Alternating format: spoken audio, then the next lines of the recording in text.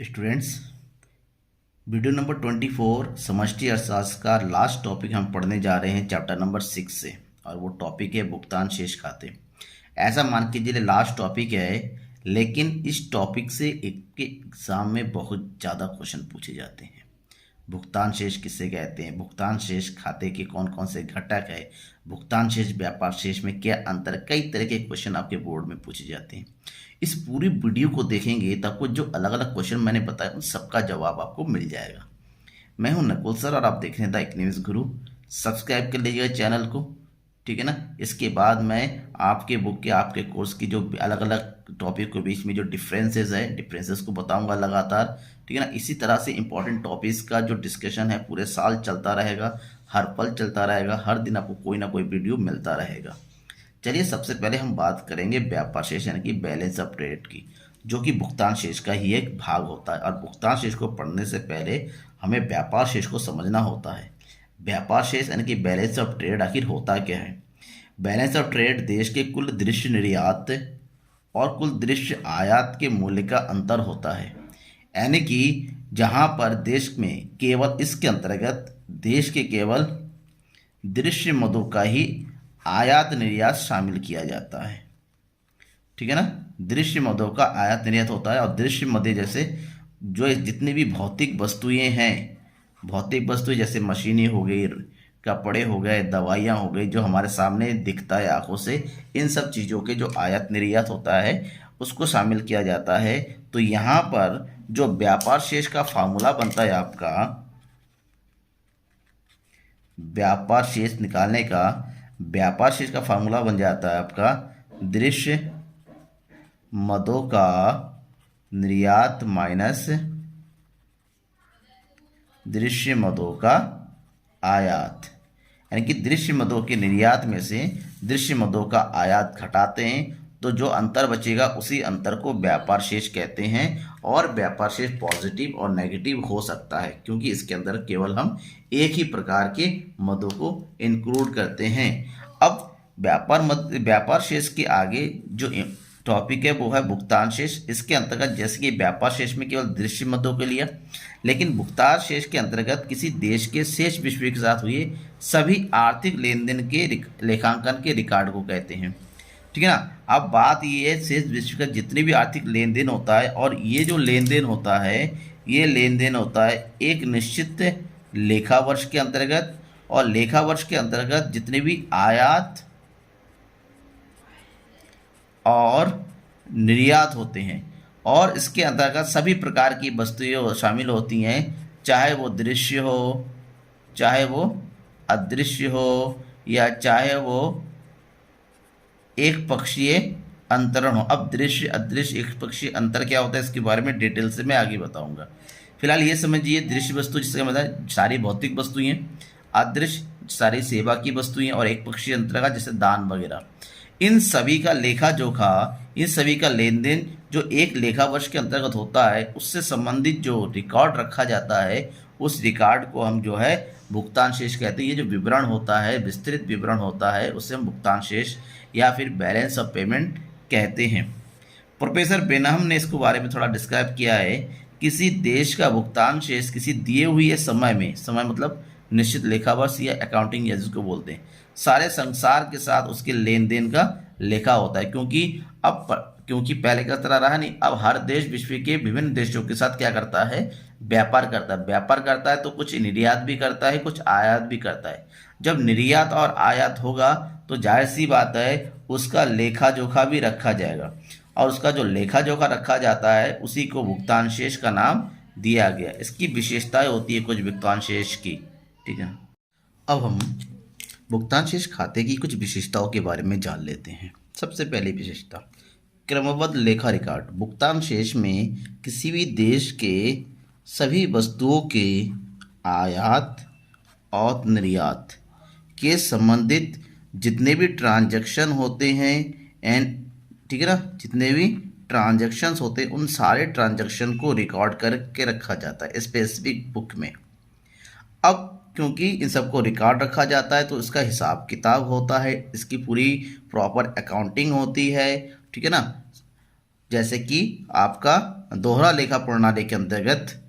दूसरी है व्यापकता। व्यापकता क्योंकि इसमें सभी प्रकार की वस्तुएं आती हैं, चाहे वो दृश्य वस्तुएं हों, चाहे अदृश्य वस्तु हो, चाहे पूंजीगत वस्तु हो, सभी प्रकार की वस्तुओं का, सेवाओं का, सौदों का इसके अंतर्गत समावेशन होता है। और एक निश्चित समयावधि के लिए बनाई जाती है, और एक समयावधि होती है एक लेखांकन वर्ष का। ठीक है ना। दूसरा, इसकी सारी जो एंट्री होती है दोहरा लेखा प्रणाली की, यानी कि डबल एंट्री सिस्टम, अपने अकाउंटिंग में पढ़ा होगा अकाउंटिंग के स्टूडेंट, डबल एंट्री सिस्टम के अकॉर्डिंग इसकी एंट्री की जाती है। उसके बाद यह है, क्योंकि डबल एंट्री सिस्टम है, क्योंकि दो पक्षों का एक बार में लिखा किया जाता है, इसलिए बैलेंस ऑफ पेमेंट यानी कि भुगतान संतुलन हमेशा क्या रहता है, स्वसंतुलित होता है। ठीक है ना, संतुलन में रहता है। विशेषताओं को पढ़ने के बाद हमें जानना है कि भुगतान शेष खाते के कौन कौन से घटक है, यानी कि उसकी संरचनाएं कैसी है। तो भुगतान शेष खाते के घटकों के बारे में हम जानेंगे। भुगतान शेष के घटकों को हम दो भागों में जो है क्या कर सकते हैं, वर्गीकृत कर सकते हैं। एक है चालू खाता, दूसरा है पूंजी खाता, means current account and capital account. अब करेंट अकाउंट क्या होता है और करेंट अकाउंट कैपिटल अकाउंट क्या होते हैं, इनके बारे में से थोड़ा थोड़ा सा पढ़ते हैं। अब सबसे पहले चालू खाता। चालू खाता वह खाता आता है जिसमें वस्तुओं और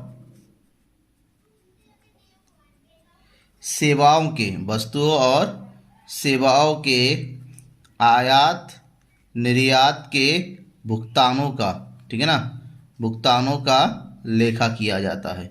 इसके अंदर वस्तुएं और सेवाएं आती हैं, यानी कि एक तरह के ये जितने भी करंट है रेवेन्यू टाइप के होता है, करंट टाइप के शॉर्ट टर्म के जो ट्रांजैक्शन होते हैं, लेन देन होते हैं, उसके अंतर्गत सभी चीज़ों का लेखा चालू खाते के अंतर्गत होता है। चालू खाते में जिसकी जो प्रमुख मदें हैं वो कौन कौन सी है। सबसे पहली मद इसमें है दृश्य वस्तुएं। दृश्य वस्तुओं का लेखा किया जाता है। दृश्य वस्तुएं जैसे हम बात करें मशीनरी, जैसे हम बात करें कपड़े, मसाले, ठीक है ना, तेल आदि, इन सब वस्तुओं का लेखा जोखा इसके अंदर होता है। दूसरा, दृश्य वस्तुओं के बाद जो दूसरा होता है अदृश्य वस्तुएं। अब अदृश्य वस्तुएं ऐसी वस्तु होती है जिसका कोई भौतिक अस्तित्व नहीं होता है, जो सेवा से संबंधित होती है, जितनी भी सेवाएं होती है। और सेवाएं कौन कौन सी होती हैं, जैसे यात्री, विदेशी यात्री यहाँ घूमने आते हैं, यहाँ से वहाँ घूमने जाते हैं। इसके अलावा ट्रांसपोर्ट, यातायात हो गया, ठीक है ना। इसके अलावा बैंकिंग हो गया, बीमा हो गया, ठीक है ना, सॉफ्टवेयर्स हो गए। ये सब क्या होता है, अदृश्य वस्तुएं कहलाती हैं। इसके बदले में पैसों का लेन देन भी होता है, ठीक है ना। तो अब उसके बाद इसमें और क्या क्या चीज़ें आती हैं, एक पक्षीय अंतरण। एक पक्षीय अंतरण। अब एक पक्षीय अंतरण का मतलब होता है जहां पर लेन होता है या देन होता है, एक ही पक्ष का होता है। जैसे दान लिया जाता है या दिया जाता है, उपहार दिया जाता है, बदले में कुछ लिया नहीं जाता। नहीं, इस तरह की चीज़ें जो एक ही पक्ष का होता है उसे हम एक पक्षीय अंतरण होता है, उसकी एंट्री चालू खाते के अंतर्गत करते हैं, ठीक है ना। चालू खाते में वस्तुओं का आयात और निर्यात रखा जाता है, ठीक है ना। निर्यात धनात्मक होता है, प्लस होता है, और आयात ऋणात्मक माना जाता है, ठीक है ना। और केवल वस्तुओं के जो व्यापार होता है, लेखा होता है, उसका संतुलन को व्यापार संतुलन कहते हैं या फिर व्यापार शेष कहते हैं। दूसरा, सेवाओं के आयात निर्यात को अदृश्य व्यापार कहते हैं, ठीक है ना। ये चीज़ को ध्यान में रखना है। इसके बाद हम आते हैं पूंजी खाते में, कैपिटल अकाउंट। कैपिटल अकाउंट के अंतर्गत, ठीक है ना, देश के निवासियों, जितने भी निवासी हैं, या और देश के विदेशी यानी कि गैर निवासियों, जिसको हम कहते हैं शेष विश्व। निवासियों और शेष विश्व के अंतर्गत जब संपत्तियों और दायित्वों जिसको बोलते हैं इंग्लिश में एसेट्स एंड लायबिलिटीज़ का क्या होता है, लेन देन होता है।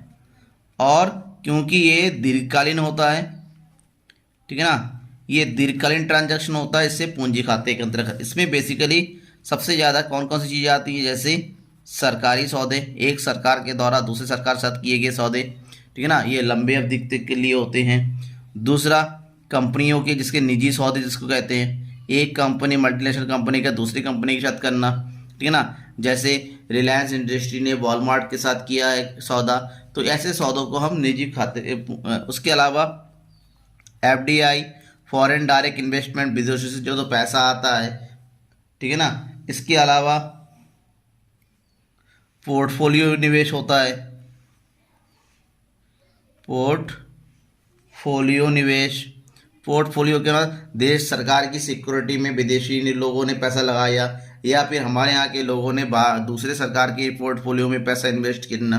तो ये सब चीज़ें जो होती हैं, जो लॉन्ग टर्म की जो होती हैं, उसे हम पूंजी खाते के अंतर्गत रखते हैं। इस प्रकार से समस्त, चाहे वो चालू खाते की मदें हों, चाहे वो पूंजी खाते मदें, प्रॉपर इसको अकाउंट रखा जाता है, और जिस अकाउंट में ये रखा जाता है उस अकाउंट को हम बैलेंस ऑफ पेमेंट कहते हैं, यानी कि भुगतान शेष कहते हैं।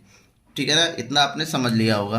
अब क्योंकि भुगतान संतुलन जो की एंट्री या उसका जो रखरखाव होता है वो किसके अनुसार होता है, दोहरा लेखा प्रणाली के अनुसार होता है, ठीक है ना। और आपने क्लास 11 के अकाउंट में पढ़ा जाता है दोहरा लेखा प्रणाली क्या होता है, दो चीज डेबिट और क्रेडिट, जिसको हमेशा इक्वल रखा जाता है, दोनों साइड इक्वल आता है। इसीलिए क्वेश्चन बनता है क्या भुगतान शेष सदैव संतुलित रहता है, तो आपका जवाब रहेगा हाँ, क्योंकि भुगतान शेष का खाता हमेशा दोहरा लेखा प्रणाली के अंतर होता है।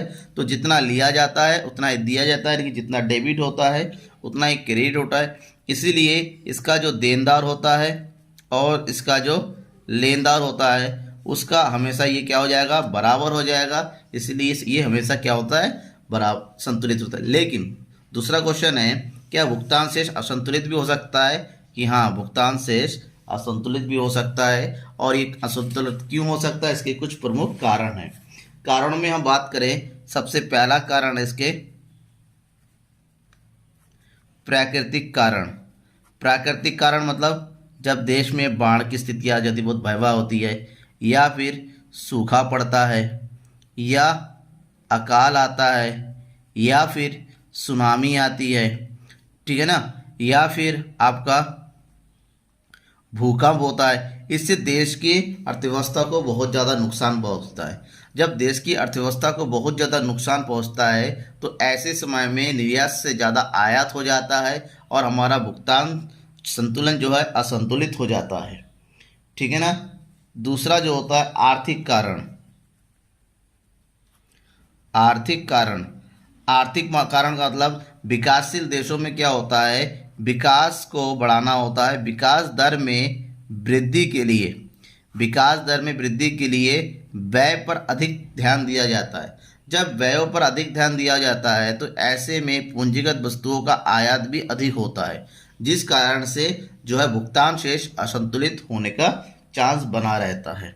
इसके अलावा कभी कभी व्यापार चक्र में परिवर्तन के कारण व्यापार चक्र जो है खराब होने के से अर्थव्यवस्था में जो है खराबी आ जाती है। जैसे कि अभी समय हुआ था लॉकडाउन के टाइम में, हमारा व्यापार चक्र रुक गया था, इससे देश की अर्थव्यवस्था हमारी डाउन पड़ गई थी और भुगतान संतुलन में भी दिक्कत आई। आर्थिक कारण के बाद तीसरा है राजनीतिक कारण।